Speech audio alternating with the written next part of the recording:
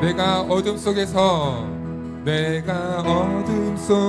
헤맬 때도 주님을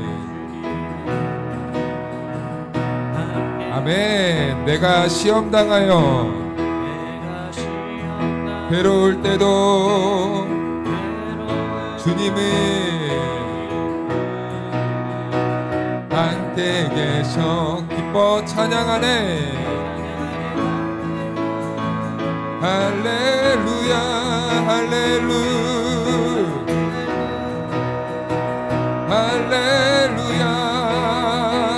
우리 모두 찬양 할렐루야 주님 나와 함께 계신 내가 은밀한 곳에서 기도할 때도 주님이 함께 계셔. 내가 아무도 선한 일 할 때도 주님을 아멘 기뻐 찬양하네. 할렐루야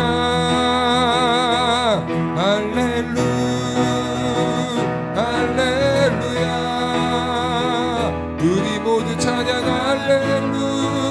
할렐루야 주님 나와 함께 계시네. 힘이 없고 연약한 사람들에게 주님이 함께 계셔. 세상 모든 형제와 자매들에게 주님이 함께 계셔. 기뻐 찬양하네. 할렐루야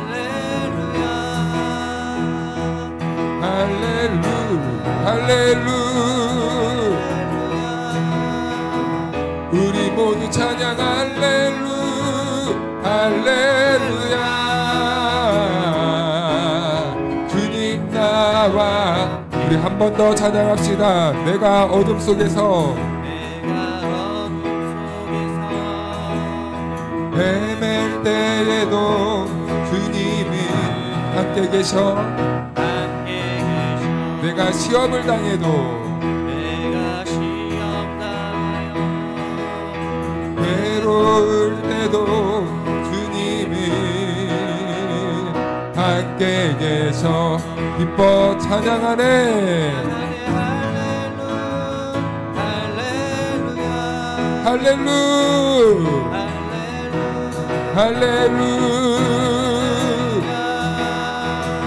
우리 모두 찬양 할렐루야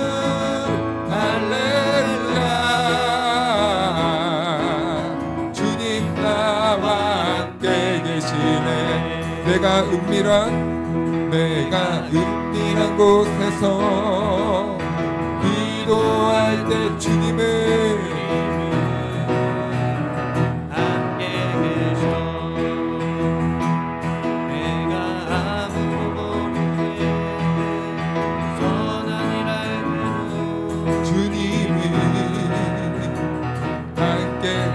주님을 찬양합니다. 찬양하네. 할렐루야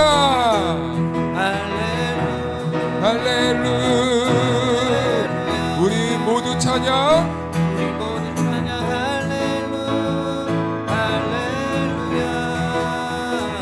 주님 나와 함께 계신 힘이 없고 연약한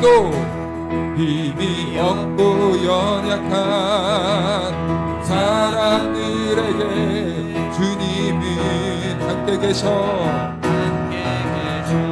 세상 모든 형제와 자매들에게 주님이 함께 기뻐 찬양하네.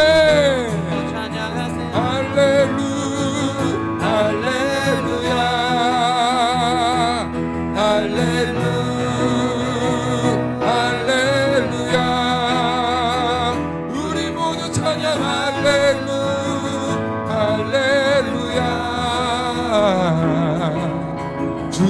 나와 함께 기뻐 찬양하네 기뻐 찬양하네 할렐루야 할렐루야 할렐루야 할렐루야 우리 모두 찬양 할렐루야 할렐루야 주님 나 우리 한 번 더 믿음으로 기뻐 찬양하네 할렐루야 할렐루야 할렐루야 할렐루야 우리 모두 찬양 찬양 할렐루야 주님 나와 함께 계시네 주님 나와 함께 한 번 더 주님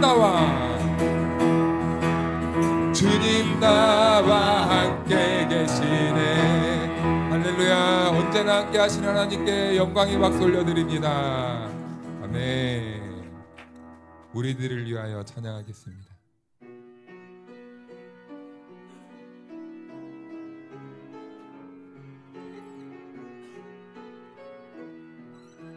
우리 같이 고백할까요? 우리들을 위하여 십자가에 못 박혀 모든 죄를 용서하사 의인 삼아 주신 주 어떤 일이 있어도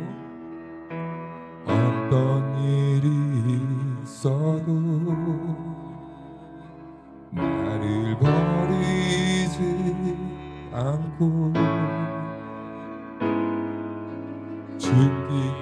죽기까지 사랑하신 나의 귀한 예수님 내 마음에 한 자리 가장 귀한 그 자리 주 오셔서 앉으소서 주님만 나의 보배 내 마음에 한 자리 가장 귀한 그 자리 주 오셔서 다스리소서 주님만 나의 우리들을 위하여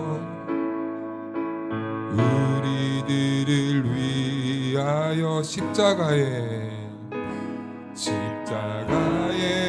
못 박혀 모든 용서하사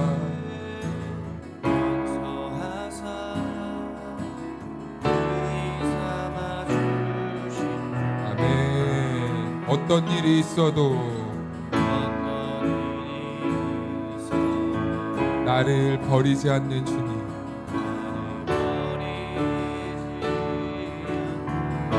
죽기까지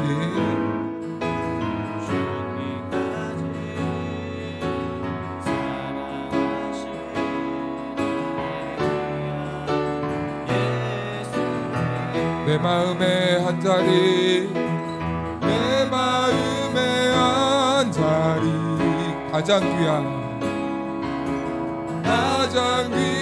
그 자리 주님 이 시간 오셔서 앉으소서 주님만 나의 보배 되십니다 내 마음에 한 자리 가장 귀한 주님 이 시간 나에게 오셔서 다스리소서 주님만 나의 내 마음의 한 자리, 내 마음의 한 자리, 가장 귀한 그 자리, 주 오셔서 앉으소서. 주님만 나의 보배, 내 마음의 한 자리, 가장 귀한 그 자리, 주 오셔서 다스리소서. 주님만 나의 십자가 고통 당하사, 십자가 고통 당하사, 버림받고 외면당하셨네. 짓밟힌 장미꽃처럼 나를 위해 죽으셨네. 우리 처음부터 고백할까요? 모든 능력과 모든 권세, 모든 것 위에 뛰어나신 주님, 세상이 증량할 수 없는 지혜로 모든 만물 창조하셨네. 모든 나라와 모든 보좌, 이 세상 모든 경이로움보다, 이 세상 모든 값진 부분보다 더 웃긴 십자가 고통당하사,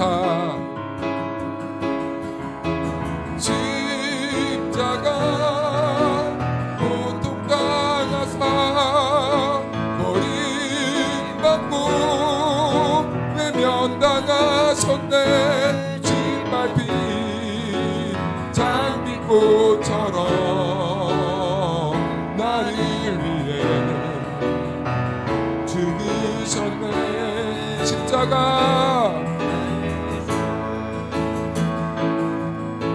십자가 고통당하사, 버림받고 외면당하셨네. 짓밟힌 장미꽃처럼 나를 위해 죽으셨네. 우리 마지막으로 한 번 더 고백합시다. 십자가, 십자가 고통당하사, 버림받고 외면당하셨네. 짓밟힌 장미꽃처럼 나를 위해 죽으셨네. 나의 주. 우리 시간 같이 기도할까요? 오늘 우리들에게 주신 하나님의 말씀은 로마서 8장 1절에서 11절 말씀입니다. 그러므로 이제 그리스도 예수 안에 있는 자에게는 결코 정죄함이 없나니, 이는 그리스도 예수 안에 있는 생명의 성령의 법이 죄와 사망의 법에서 너를 해방하였음이라.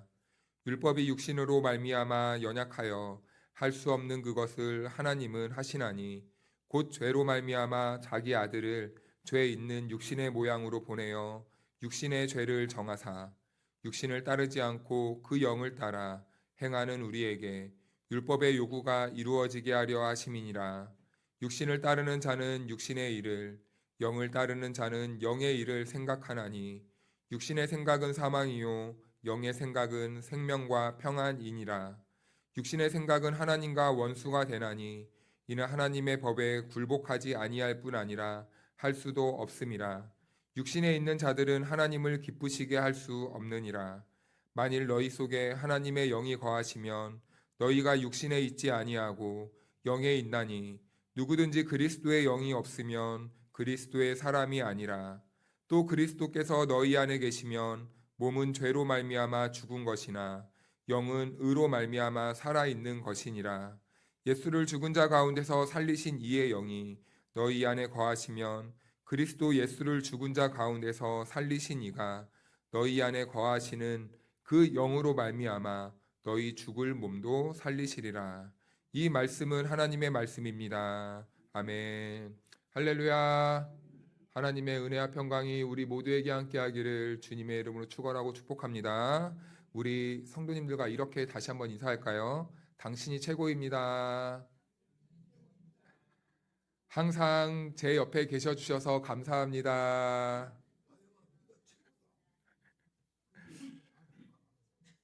오늘날 현대인들에게 가장 필요한 것이 있다면 격려와 위로와 응원의 말이라고 합니다. 우리 교회는요, 세상이 메말라 갈수록 지치고 고단한 삶을 살아가는 형제 자매들에게 이왕이면 같은 말을 해도 응원도 해주시고 그리고 격려도 해주시고 위로도 해주시는 그런 푸근한 정이 넘치는 그런 공동체로 세워나갈 수 있기를 바랍니다. 우리는 사순절을 지내고 있습니다. 그런데 로마서 8장을 보고 있는데요. 이 로마서 8장에는 신학자들이 많은 별명을 붙였어요. 그런데요, 그 중에 가장 눈에 띄는 별칭이 있다면 이 로마서 8장은 꼭 신부의 결혼 반지의 한 가운데 있는 보석과 같다라고 이렇게 표현을 합니다. 그건 어떤 의미일까요? 로마서 8장이 그만큼 중요하다. 복음의 정수를 담고 있다라는 것을 이렇게 표현하는 것이겠죠. 그래서 본문 1절은요. 오늘 본문은 그러므로라고 이렇게 시작합니다. 그러므로. 왜 그러므로라고 시작을 할까요? 이 그러므로라는 말은 앞에 모든 말을 받고 결론을 내겠다는 그런 의미가 담겨 있겠죠. 그런데 이 그러므로라는 이 말은 어떠한 부분만 말하는 게 아니라 1장부터 7장까지의 모든 내용을 받아서 바울이 지금 결론을 맺고 있는 겁니다. 자, 그러면은 이제 우리는 간략하게 1장에서 7장까지의 말씀이 무엇이었는지를 요약을 해보겠는데요. 첫 번째로는 우리는 원래 죄인이었다는 겁니다. 죄인이어서 사망 선고를 받은 사람들이었다는 거예요. 이제 우리는 죽을 수밖에 없는 죄인의 그러한 자리에 있었습니다.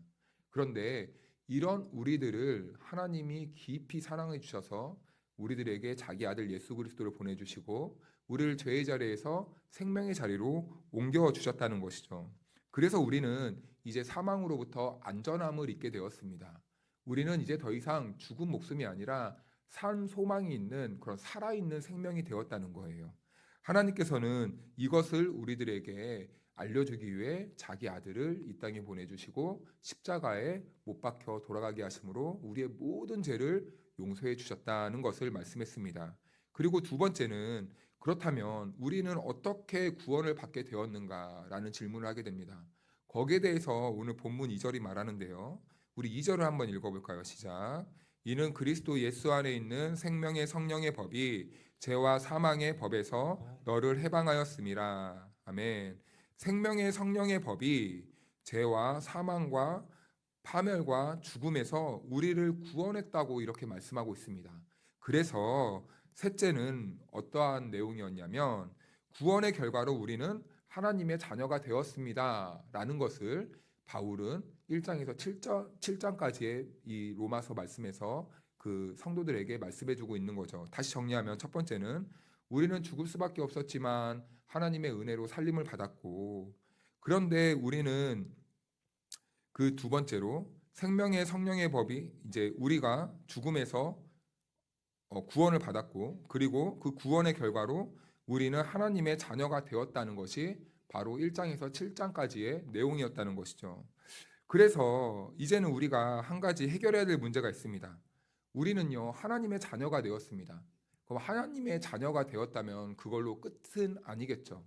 우리가 거듭났다는 것은, 우리가 하나님의 자녀로 은혜의 말씀으로 우리가 태어났다는 것은 이제 처음 시작이 이루어졌다는 겁니다. 이제 우리는 걸음마도 시작할 수 없는 그런 아이가 되었다는 거예요. 우리는 그렇게 하나님의 자녀가 되었습니다. 그런데요, 우리가 하나님의 자녀로서 이 땅에 다시 하나님의 말씀으로 태어났는데 우리는 낳자마자 하나님의 나라에서 살면 얼마나 좋겠습니까? 그런데 우리가 살아가는 인생을 보니까 여전히 시간과 역사라는 공간 안에서 세상 속에서 우리는 살아가는 그런 존재가 될 수밖에 없다는 거죠. 그래서 우리는 생명의 법으로 구원을 얻었지만 여전히 우리의 삶은 유혹도 있고 그리고 고난도 있고 그리고 절망도 있고 그래서 그러한 가운데서 우리는 생명의 법과 세상의 법 사이에서 살아갈 수밖에 없는 존재가 되었다는 것이 바로 우리들 상태를 말하는 것이죠. 그래서 바울은 7장에서 자기 자신을 육체의 법과 생명의 법 사이에 있는 자기 자신을 표현할 때 이렇게 표현하는 거예요. 오호라 나는 공고한 자로다. 오호라 나는 공고한 자로다. 이 말은 바울 역시도 구원을 얻었지만 성령의 법과 육체의 법 사이에서 갈등하고 있는 자기 자신의 내적인 상태를 말해주고 있는 것입니다. 우리도 세상의 소리와 하나님 말씀 사이에서 늘 공고함을 경험합니다. 끝나지 않는 갈등에서 우리의 삶이 힘들고 고단해지면서 마음이 괴로워짐을 경험하게 되는 것이죠. 내 육체가 원하는 것은 세상의 방식이겠죠. 그러나 성령님은 우리 안에서 세상을 바라보는 우리들에게 하늘을 바라보라고 계속해서 속삭이십니다. 그러니까 우리는 세상에서 그대로 살고 싶지만 성령님이 우리 안에서 내적 갈등을 일으키시니 우리는 그 사이에서 갈등할 수밖에 없는 것이죠. 이것은 신자로서 당연한 모습입니다. 지난주 금요일에 가끔 한 번씩 대화를 하는 옛날 제자가 한 명 이렇게 갑자기 문득 메시지가 왔어요. 그런데 대뜸 하는 말이 인사도 안 해요. 대뜸 하는 말이 목사님 제가 하나님이 있는지 없는지 의심이 가요. 갑자기 그러는 거예요. 신앙생활 잘하다가 우리 그럴 수도 있잖아요. 신앙생활을 정말 열정 있게 하다가도 불현듯이 밀려오는 생각이 있습니다. 하나님이 정말 살아계신가? 그럴 때 갑자기 이 신앙에 대한 회의감이 자기도 모르게 물끄러미 들어오게 됩니다. 그러면서 평상시에 잘 가던 금요 기도에도 갑자기 가기가 싫다는 거예요. 그런데 또 막상 안 가려고 하니까 고민이 되는 거예요. 내가 기도의 자리를 안 가면은 기껏 집에서 하는 것이 뭐 영상이나 보고 있고 뭐 드라마나 보고 있을 텐데 이럴 바에는 그냥 교회라도 가는 게 낫지 않겠는가 라는 이런 고민이 밀려왔다고 합니다. 그래서 저한테 질문을 한 거예요. 목사님이라면은 이럴 때 어떻게 하시겠어요? 야, 목사한테 물어볼 걸 물어봐라. 그래서 제가 만약 내가 너의 입장이었다면 내 성격이었으면 나는 그냥 죽도록 앉아 있었을 것 같다. 나는 목사가 아니라 그냥 너의 입장에서 너의 그 시기 때 나의 모습을 돌아보니 나는 그냥 앉아 있었던 것 같아 라고 말해 주었어요. 그랬더니 그 청년이 그래도 참 순수해요. 아, 그렇죠. 그럼 저도 일단 한번 가보겠습니다. 그러는 거예요. 그래서 다녀와서 제가 어떤 느낌을 받았는지 말해줄게요. 그러는 거예요. 저도 그날 같이 금요기도회를 했잖아요. 이제 불현듯 같이 이제 중보가 되더라고요. 그래서 기도회를 끝내고 제가 이제 더 급해졌어요. 야, 어땠어? 라고 물어봤어요. 그랬더니 그 청년이 한참 있다 답이 왔는데 목사님 그래도 잘 간 것 같아요. 이렇게 말을 하는 거예요. 오늘 가니까 그 교회 목사님 메시지가 흔들리지 않는 견고한 반석, 그 주님만이 흔들리지 않는 견고한 반석이니 나를 흔들게 하는 것들에 시선을 두지 말고 하나님께 시선을 돌려야 된다라는 메시지였답니다. 그러면서 이렇게 기도를 했대요. 주님께 시선을 드리는 것은 어려운 일이지만 저의 흔들림을 바라보지 않고 새로운 시선으로 주님을 바라볼 수 있도록 도와주세요. 라고 이렇게 참 기도를 했다고 합니다. 참 때 안 묻은 순수한 고백인 것 같죠. 그런 것 같습니다. 우리는요, 신앙생활을 하다 보면요, 늘 갈등을 하기 마련입니다. 나를 살리기 위한 생명의 법과 육체의 법이 우리 안에 공존하기 때문이에요. 우리가 구원을 받았다고 해서 우리가 완벽하게 천상계의 존재가 되는 게 아니에요. 우리는요, 세상의 법과 하나님의 법 사이에서 늘 고민하고 갈등하고 공고함을 경험하는 그런 삶을 살 수밖에 없는 것입니다. 그래서 우리의 삶은요, 믿는 사람들이 더 힘들고 공고함을 경험하는 거예요. 세상의 법은 우리의 육체가 즐거워요. 우리를 즐겁게 합니다. 쾌락을 많이 줘요. 그리고 우리가 익숙했던 삶입니다. 그런데요, 생명의 법은 우리에게 좋은 삶으로 인도하실 것이란 것은 알아요. 그런데 우리가 생명의 법을 따라가면 좋은 것은 알지만 우리의 이 자아와 우리의 모습은 그 삶에 아직 익숙하지 않습니다. 그러니까 힘든 거예요. 그래서 어려운 거예요. 그래서 우리는 쉬운 길을 선택할지 어려운 길을 선택해야만 할지 그 사이에서 늘 고민하고 힘들고 어려워지는 생각을 하게 되는 겁니다. 이런 상태, 중간에 낀 상태가 바로 공고하다라는 거예요. 바울도 그래서 세상의 법과 생명의 성령의 법 사이에서 오호라 나는 공고한 자로다 라고 이렇게 고백을 하는 거죠. 그럼에도 불구하고 우리 다솜의 성도들은요, 늘 육체의 생각이 아니라 성령의 생각에 따라 육체의 길이 아닌 생명의 길을 걸어갈 수 있는 그런 은혜의 삶이 될 수 있기를 주님의 이름으로 축복합니다. 그리고 성경은요, 왜 세상 속에 있던 우리를 구원하셔서 하나님의 자녀로 삼았는지에 대해서 이어서 말씀해주고 있어요.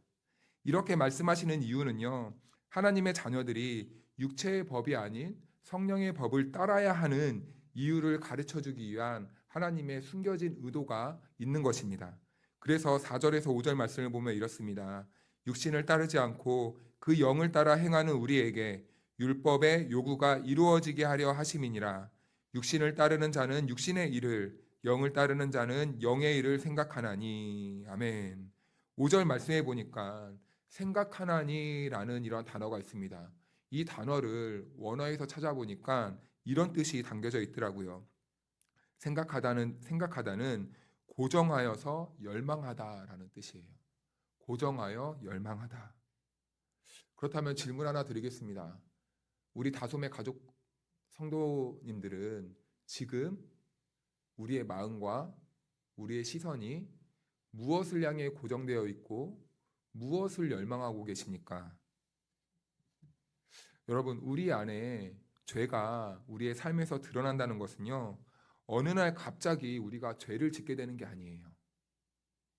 우리가 갑자기 착한 사람이었는데 나도 모르게, 그리고 난 죄인이 아닌데 갑자기 내가 죄를 짓는 것이 아니라는 겁니다. 내 안에, 우리에게는요, 우리 안에 늘 죄를 지을 만한 그 근거와 기초가 있다라는 거예요. 여러분, 가인이 아벨을 죽였습니다. 그런데 가인이 아벨을 죽여서 살인자가 된 것이 아니죠. 죽였기 때문에 살인자가 된 것이 아닙니다. 가인의 마음에는 이미 자기 동생을 죽이고자 하는 살인의 마음을 품고 있었어요. 그래서 그 죄가 있었기 때문에 가인은 행동하게 됐고 그 죄의 결과가 살인으로 드러난 것입니다. 그래서 성경에는요, 분노한 가인은 아벨을 죽이기 위해 돌로 칠 계획을 이미 하고 있었다고 기록하고 있어요. 그리고요, 그를 죽이기 위해서 어떻게 하냐면 한적한 곳으로 불러냅니다. 한적한 곳으로 불러내어서 자기가 계획한 것에 따라 자기의 그 행동을 하는 것이죠.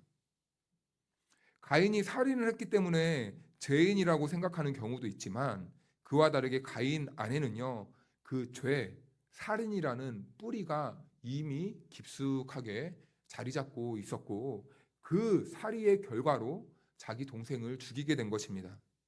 가인은 아벨에 대한 살인을 품고 그것을 골몰하게 집중해서 열망하고 생각했던 것이죠. 아벨을 어떻게 처리해야 할지 늘 그 살인에 대해서 집중하고 생각했다는 겁니다. 우리도 이런 경험이 종종 있습니다. 누군가가 나에게 피해를 입히면요, 참 그것을 억울해해서 못 견디는 사람은 늘 어떻게 합니까? 그 사람을 어떻게 내가 이길지 묵상을 하는 거예요. 이것이 바로 생각하다라는 의미입니다. 그 사람을 어떻게 처리할지 골몰하게 열망하고 생각하는 거예요. 집중하는 거예요. 왜요? 분하니까요. 분해서.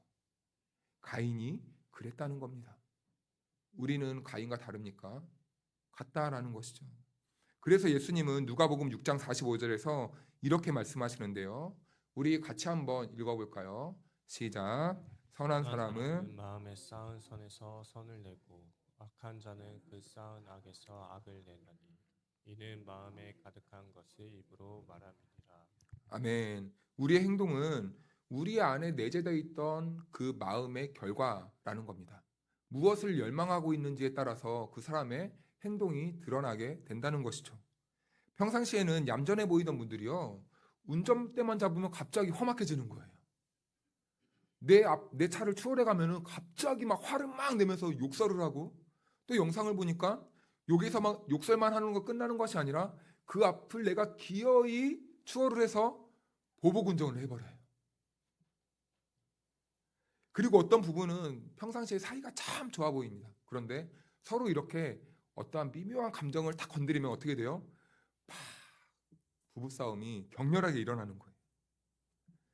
그런데 여러분, 어쩔 수 없이 그렇게 한 걸까요? 아닙니다.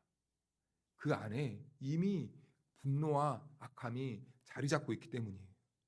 평소에는 감춰져 있지만 어떤 상황이 그 마음을 딱 건들 때마다 그 본성이, 정말 내 안에 있는 본성이 그렇게 팍 드러나게 되는 겁니다. 이렇듯 생각하다는 인간의 이런 상태를 말하고 있는 거예요. 그래서 우리는 이제 육체의 생각을 말씀의 검을 들고 잘라내는 그런 삶을 살아야 합니다. 우리의 본성을 그냥 육체가 편한 대로 맡겨두는 것이 아니라 그 생명의 성령의 법인 진리의 말씀을 붙잡고 우리가 우리의 본성을 잘라내가는, 가지치는 그러한 삶으로 나아가야 된다는 거죠. 하나님께서는요, 오늘 그러한 삶을 살아가는 저와 여러분들에게 하나님께서 그 싸움을 하시겠다고 우리들에게 말씀으로 선포하시는 거예요. 앞으로 내가 너희들을 육체대로 살게 내버려두지 않겠다. 내 말씀이 너희들을 그렇게 만들어 갈 것이다 라는 것을 선포하신 거예요. 왜냐하면 그것이 바로 하나님의 뜻이고, 그래야 우리가 하나님 나라까지 인도함을 받기 때문이죠. 그래서 우리는 이제 육의 생각이 아니라 우리 안에서 살아 역사하시는 하나님의 말씀에 지배를 받는 삶으로 나아가야 하는 거예요. 그렇게 나아가야 우리가 하나님 나라를 이어받을 수 있는 삶이 되는 것입니다. 그래서 7절 말씀엔 이렇게 말씀하고 있어요. 육신의 생각은 하나님과 원수가 되나니 이는 하나님의 법에 굴복하지 아니할 뿐 아니라 할 수도 없음이라. 아멘. 사람은요, 자기 의지대로 사는 것 같습니다. 그렇습니까? 내 의지대로 사는 것 같습니까? 그런데요, 그게 아니라고 합니다. 인간은요, 결국에는 내가 내 의지대로 살고 있고 내가 내 의지로 살 수 있을 것 같이 느껴지지만 결국에는 누군가의 지배를 받으며 산다는 거예요. 이것은 비켜갈 수 없는 인간이 놓인 그 한계라고 합니다. 그래서 우리가 성경대로라면 우리 인간이 누군가의 지배를 받는다면 첫 번째로는 육체의 지배를 받고 살든지 아니면 성령의 법의 지배를 받고 살든지, 이 둘 중에 하나라는 거죠. 그렇다면 우리는 당연스럽게 구원받은 백성이라면 누구의 지배를 받으며 살아야 되는가라는 질문 앞에서 우리는 당연히 육체가 아니라 성령님의 법의 지배를 받으며 살아야 된다라는 것이에요. 그래서 갈라디아서 2장 20절에서는 이렇게 말씀하시는데요. 우리 잘 아는 말씀인데 우리 다 같이 한번 읽어보겠습니다. 시작. 내가 그리스도와 함께 십자가에 못 박혔나니 그런즉 이제는 내가 사는 것이 아니요 오직 내 안에 그리스도께서 사시는 것이라. 이제 내가 육체 가운데 사는 것은 나를 사랑하사 나를 위하여 자기 자신을 버리신 하나님의 아들을 믿는 믿음 안에서 사는 것이라. 아멘. 구원받은 성도 안에는요, 이제는 내가 아니라 그리스도께서 사신다고 말씀하십니다. 그래서 우리는 이제부터는 그리스도의 것이라 하나님께서 천명하신 거예요. 그러니까 성도들은요, 이제는 나의 뜻이 아닌 육체가 원하는 대로의 삶이 아닌 그리스도께서 원하시는 삶으로 우리는 한 걸음 한 걸음 살아내야 된다라는 것을 의미하는 것이겠죠. 그래서 본문 8절에서 9절은 이렇게 말씀하십니다. 육신에 있는 자들은 하나님을 기쁘시게 할 수 없느니라. 만일 너희 속에 하나님의 영이 거하시면 너희가 육신에 있지 아니하고 영에 있나니 누구든지 그리스도의 영이 없으면 그리스도의 사람이 아니니라. 아멘. 사람은 동물의 언어를 이해할 수도 그 동물의 마음을 헤아릴 수도 없습니다. 근데 마찬가지로 동물도 사람의 언어를 받아들일 수 없고 사람이 어떤 생각과 마음을 품고 있는지 다 이해할 수 없습니다. 그런데 사람이 동물의 언어를 이해할 수 없어도 동물의 언어를 이해할 수 있는 유일한 방법 하나가 있대요. 그것은 무엇인지 아십니까? 사람의 영이 동물에게 들어가면 된답니다. 이론상으로는 가능할 것 같은데 가능합니까? 안 되죠. 동물은 동물이고 사람은 사람입니다. 그런데요, 그와 같이 말도 안 되는 일이 우리의 인생 가운데 벌어졌다는 거 아십니까? 하나님께서 성경의 찬송의 가사대로라면 벌레보다 못한 난리에 누굴 보내주셨습니까? 성령님을 보내주셨다는 거예요. 왜 우리들에게 들어오셨죠? 우리들을 이해하시려고, 우리들을 구원하시려고. 그런 말도 안 되는 일을 우리 주님께서 행하셨다라는 거예요. 그래서 고린도전서 2장 13절 말씀을 한번 읽어보겠습니다. 시작. 우리가 이것을 말하거니와 사람의 지혜가 가르친 말로 아니하고 오직 성령께서 가르치신 것으로 하니 영적인 일은 영적인 것으로 분별하느니라. 아멘. 우리 인간이 영적인 일을 분별하기 위해서는 반드시 우리 안에 계셔야 되는 분이 있는데 바로 성령 하나님이시라는 거예요. 성령님이 없으면은 아무리 많은 말씀을 들어도 영적인 것을요 깨닫지도 못하고 분별하지도 못합니다. 그래서 세상 사람들과 우리와의 차이가 있다면 우리는 성령님의 은혜로 인하여서 성령님이 가르쳐 주심으로 인하여서 하나님의 말씀을 깨닫는 은혜가 있다라는 것이죠. 즉 성령님이 우리 안에 임재하셔서 우리 인간이 지혜로 깨달을 수 없는 영의 일들을 성령 하나님께서 성령님의 지혜로 깨닫게 해주신다라는 것이죠. 그래서 우리는 후히 주시고 꾸짖지 아니하시는 그 하나님께 지혜를 날마다 구하는 삶으로 나아가야 하는 것입니다. 창조주 하나님의 영이 자기가 지은 피조물인 우리 안에 들어오셨다는 말씀이 바로 이 말씀이라는 거죠. 그런데 하나님과 우리는요 원래 어떤 관계였습니까? 원수였습니다. 담을 쌓았던 원수였어요. 하나님이 우리들에게 성령을 보내주시는데 그래 우리 아영이는 평상시에 착하고 내일도 잘하고 하니까 내가 특별해서 보내줘야지. 이렇게 선택해서 보내주신 게 아니라 우리는 이미 하나님과 원수였다는 겁니다. 하나님과 관계가 단절된 상태였지만 하나님의 일방적인 우리들을 향한 사랑으로 성령 하나님을 부어주셨다라는 거예요. 그래서 성령님은요 죄인인 우리에게 하나님의 은혜로 일방적으로 찾아오셔서 우리가 하나님의 그 사랑을 알고 그리고 그 사랑을 붙잡을 수 있도록 깨닫게 해주셨다는 겁니다. 하나님께서 우리를 어떻게 사랑하셨는지 성령님을 보내주셔서 우리와 예수님을 이렇게 연결시켜 주시고 깨닫게 해주시는 거죠. 우리는 여기에서 그 성령님의 성품 한 가지를 배우게 됩니다. 성령님은 성경을 가만히 보니까 겸손하신 분이라는 것을 깨닫게 돼요. 성령님을 보면요. 성령님은 자기 자신을 한 번도 적극적으로 표현한 적이 없다는 거예요. 이상해요. 성부, 성자, 성령 똑같은 삼위일체 하나님이신데 성경의 말씀을 보면 성령님은 자기 자신을 드러내지 않아요. 그런데 우리는 신앙생활을 하다 보면은 성령 충만하다고 하시는 분들의 모습을 보면 참 이상합니다. 권위를 세워요. 자꾸 이렇게 사람들을 위에서 아래로 봐요. 이것은 건전한 성령 충만한 모습이 아닙니다. 성령 충만한 모습은 오히려 자기 자신을 감춰요. 겸손해져요. 그래서 성령님이 우리 안에서 예수님만 보여주듯이 성령 충만한 삶은 우리의 삶에서 겸손하게 예수님만 드러내는 삶으로 나아간다는 겁니다. 그래서 우리는 성령 충만하면 우리 안에 내 자아는 죽고 겸손해져서 조금씩 다듬어지기 시작해요. 그래서 우리 안에 살아계시는 성령님께서 예수 그리스도와 함께 살아가게 하심으로 성령의 열매들을 주렁주렁 탐스럽게 맺어가게 하시는 거죠. 이어서 말씀을 보면은 10절부터 14절까지 좀 길지만 우리 한 절씩 교독해서 읽어보겠습니다. 또 그리스도께서 너희 안에 계시면 몸은 죄로 말미암아 죽은 것이나 영의 의로 말미암아 살아 있는 것이니라.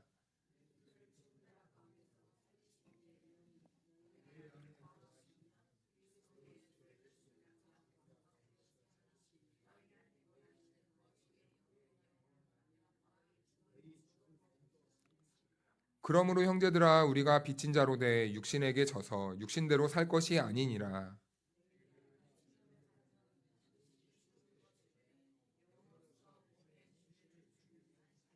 같이 읽겠습니다. 무릇 하나님의 영으로 인도함을 받는 사람은 곧 하나님의 아들이라. 아멘. 성령님께서 내 안에 오셔서 이제 우리는 하나님의 아들 그리스도인 되었습니다. 그런데 14절 말씀을 보니까 하나님의 영으로 인도함을 받는 사람은 곧 하나님의 아들이라고 말씀하세요. 우리의 신분은 그래서 단순히 제자가 아니라 죄자를 뛰어넘는 하나님과 자녀와의 관계가 되었다는 겁니다. 그렇다면 성경에서는요, 아들이 되었다고 말해요. 그래서 어떤 일부 분들은 아니 성경은 왜 남녀를 차별하냐? 왜 딸은 없고 아들만 있냐? 이렇게 간혹 질문하신 분이 있는데요. 그것은 하나님께서 우리 남자만 특별히 사랑하는 것이 아니라요. 그 당시에 이 언어의 개념 때문입니다. 이 당시에는요. 재산을 물려받을 때는요. 아들만 물려받았어요. 우리도 과거에 그럴 때가 있지 않습니까? 딸은 출가 외인이라고 아들에게만 재산을 물려줘요. 그런데 요즘은 안 그렇죠. 딸이든 아들이든 다 똑같이 물려줍니다. 그래서 아들이라는 표현을 사용해서 그리스도 안에서 하나님 나라를 이어받을 상속자인 그리스도인, 이 하나님의 자녀가 된 성도들을 강조하기 위한 표현이에요. 그리스도 안에 있는 아들과 딸, 우리 모든 하나님의 백성들은 모두 다 하나님 나라의 상속자가 되었다라는 것을 말씀해 주기 위해 그 당시의 언어를 이렇게 사용할 수밖에 없어요. 그래서 이 당시의 표현을 오늘날 있는 그대로 우리가 받아들인다면 심각한 오해가 될 수 있겠죠. 그럼 교회 안에는 누구만 있어야 됩니까? 아들만 있어야 돼요. 근데 교회는 가만히 보니까 아들이 많습니까? 딸이 많습니까? 그럼 성경은 틀린 겁니까? 네, 이런 식으로 우리가 성경을 오해하면 안 된다라는 것이죠. 하나님은요, 남자든 여자든 종이든 노예든 헬라인이든 유대인이든 차별을 하십니까? 다 똑같이 사랑하십니까? 다 똑같이 사랑하세요. 왜요? 우리 모두는 다 한 씨에서 나온 하나님의 자녀들이기 때문입니다. 이것은요, 변할 수 없는 거예요. 우리 인간이 아무리 차별을 한다고 해도 하나님은요, 절대 그렇게 보지 않습니다. 그래서 우리는요, 차별 없이 하나님 나라를 이어받을 수 있는 상속자가 다 되었다는 거예요. 우리 이 자리에 있는 모든 성도들은요, 이미 하나님 나라의 상속자가 다 되었다는 겁니다. 어떤 분들은 우리가 은혜로 구원받았기 때문에 그 은혜가 너무 커서 빚진 자의 심정으로만 신앙생활을 하시는 분들이 있어요. 그런데 이것은 우리가 신앙생활을 할 때 소극적인 측면에서만 신앙생활을 하는 것입니다. 물론 빚진 자의 심령도 필요합니다. 그런데 이것은 우리의 신앙생활을 소극적으로밖에 만들지 못해요. 성경에서는요, 구원받은 우리를요, 하나님의 아들이라고 말해요. 다른 말로 하나님의 자녀가 되었다고 말하는 거예요. 그 이유는 그리스도인들은 하나님 아버지의 자녀로서 하나님 나라의 상속자가 되었다는 것을 말해주고 있는 거예요. 여러분, 빚진 자의 심정과 어떠한 가정의 아들의 이 마음과 무엇이 더 자유롭습니까? 자녀가 집에 같이 살아요. 부모는 이렇게 겸이가 저희 집에 삽니다. 근데 겸이가 엄마 아빠를 보면서 아이고 나는 우리 엄마 아빠한테 나는 나중에 커서 빚을 갚아야 돼.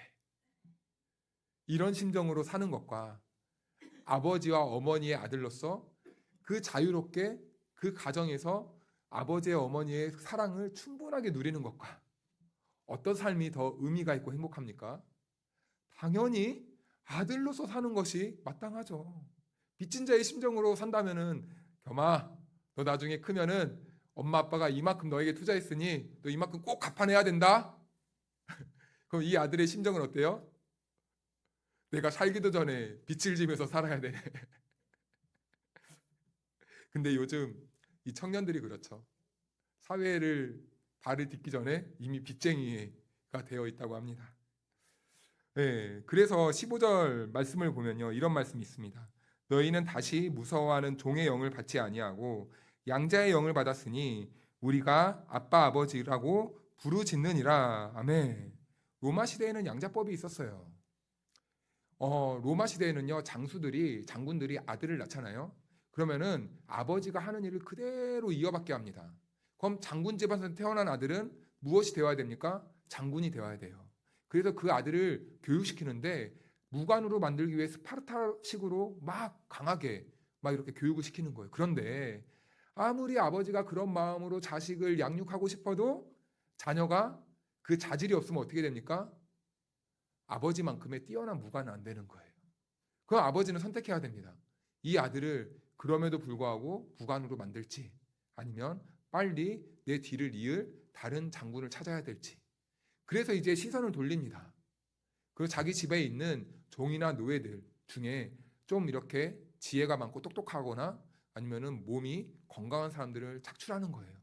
그래서 그래, 너가 앞으로 우리 집안을 대표해서 나를 이어라 라고 이렇게 양자를 삼습니다. 그래서 그 아들의 그 노예를 이제 가정교사를 붙여줘요. 그래서 그 노예에게 뭐 교육도 시키고, 그리고 이런 그 검술도 열심히 가리키는 거죠. 그런데 그것으로만 끝나는 게 아니라 그 아들은요, 양자지만 진짜 아들과 같은 대우를 받으면서 그 아버지의 재산까지도 물려받게 되는 거예요. 그래서 그때부터 가정교사는 이 양자를 장군으로 만들기 위해 늘 함께합니다. 늘 따라다녀요.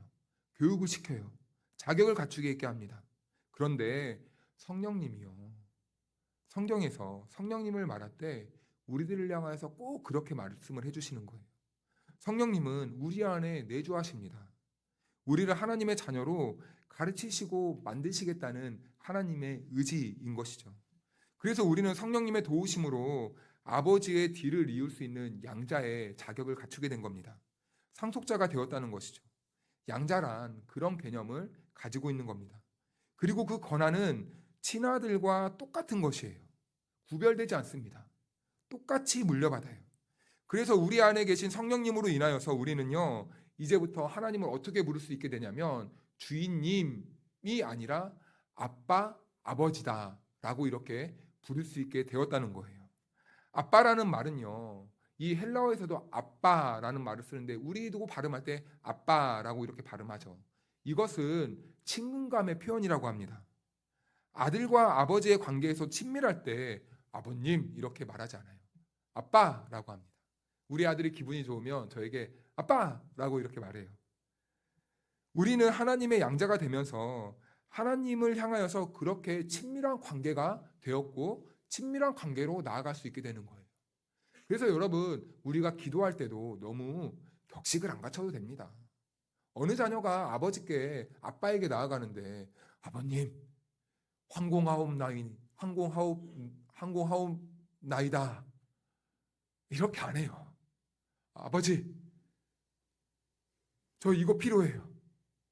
도와주세요. 힘들어 죽겠습니다. 도와주세요. 나갈 수 있는 자격이 생긴 거죠. 그래서 양자라는 말 속에는요, 이런 의미가 있는데 아들로 두다라는 거예요. 하나님은 우리를 양자로 부르셨지만 우리를 이미 하나님의 아들로 인쳤다라는 거예요.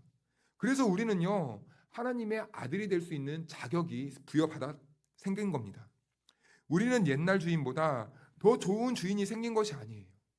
옛날 우리를 이끌던 주인은 우리를 어땠습니까? 우리를 아주 강제하고 강요하고 정죄하고 사망과 파멸로 몰아가던 주인이었어요. 그러나 새로운 주인은요, 그 주인과 비교도 할 수 없을 만큼 인격과 능력과 그 지혜를 가지고 있는 분이죠. 하나님은 세상보다 더 좋은 주인이 아니라 인격과 능력 면에서 그 모든 것보다 초월하시고 우월하신 분이 바로 우리가 믿는 하나님. 그런데 그 하나님이 우리의 뭐가 되신다고요? 아빠. 아빠가 되어 주신다고요. 그렇다면 하나님 아버지의 자녀가 된 우리는 이제 무엇을 목적으로 살아가야 되겠습니까? 상속자가 된 하나님의 자녀들은 이제 무엇을 목적으로 살아가야 되냐는 것이 바로 로마서의 말씀이죠. 우리 17절의 말씀을 같이 한번 읽어볼까요? 시작. 자녀이면 또한 상속자 곧 하나님의 상속자요 그리스도와 함께한 상속자니 우리가 그와 함께 영광을 받기 위하여 고난도 함께 받아야 할 것이니라. 아멘. 하나님께서는 오늘 본문을 보니까 하나님의 자녀가 된 저와 여러분들이 하나님 나라의 기업을 물려받을 상속자로 살기를 원하신다는 것을 우리는 발견할 수 있게 됩니다. 한 아버지가 있었어요. 과수원을 운영하고 있었답니다. 대단히 크게 기업으로 운영하고 있었대요. 그런데 이 아버지도 아무리 떼돈을 벌어도 능력이 많아도 인간은 결국엔 어떻게 됩니까? 죽어요. 죽기 전에 그 기업을 물려받을 상속자를 정해야 됩니다. 아들이 몇 명 있었나 봐요. 그래서 이제 아들을 과수원에 풀어놨답니다. 이 아들이 이 과수원을 어떻게 하는지 보려고요. 그런데 어떤 자녀가요, 이 몇 푸대를 갖고 오더니 막 거기서 뭘 하고 있더래요. 그래서 아버지가 그 아들에게 가서 너 뭐하니 보니까 뭐 하긴요. 제가 먹을 이 과일을 챙기고 기껏 아버지의 기업에 와서 한다는 행동이 자기의 몫을 챙기는 것이었다는 거예요. 그 아버지가 그 아들이 아무리 예뻐도 그 기업을 물은 상속자로 눈도장을 찍겠습니까? 아니죠. 너는 거기까지구나 라고 이렇게 생각하는 거예요. 그리고 한참을 지나다가 다시 이렇게 어떤 한 아들을 발견했습니다. 그 아들은 그런데 뭐 하고 있나 가만히 봤더니 삽을 들고 있더래요. 그래서 거름도 갖다 나르고 그리고 그 나무가 잘 자랄 수 있도록 뭐 이렇게 가지도 쳐주고 퇴비를 만들어서 그 나무에게 뿌려주는 이런 일을 하고 있었다는 것이죠. 그 아들은 종들이나 하는 것처럼 하는 그 허드렛 일을 그 자기의 손으로 직접 하고 있었다는 것이에요. 그 아들은 어떤 심정으로 그렇게 했을까요? 이 과수원이 꼭 내 것이구나. 주인의식이 있었다는 것이죠. 그래서 아버지는 과수원을 물려받을 자격이 있다고 판단하게 된 것입니다.